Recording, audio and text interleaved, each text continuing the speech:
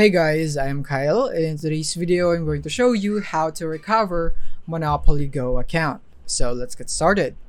So here we are in our Monopoly Go, and first things first is that I want to tell you that if you had a guest account, then you would not be able to recover it. But if you have connected it to Facebook or in some other way, then you would be able to recover that.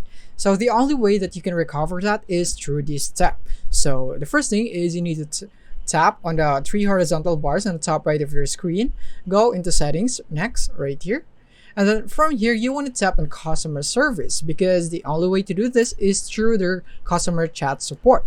So tap here on how can I contact customer support and scroll all the way down and then go for chat with us.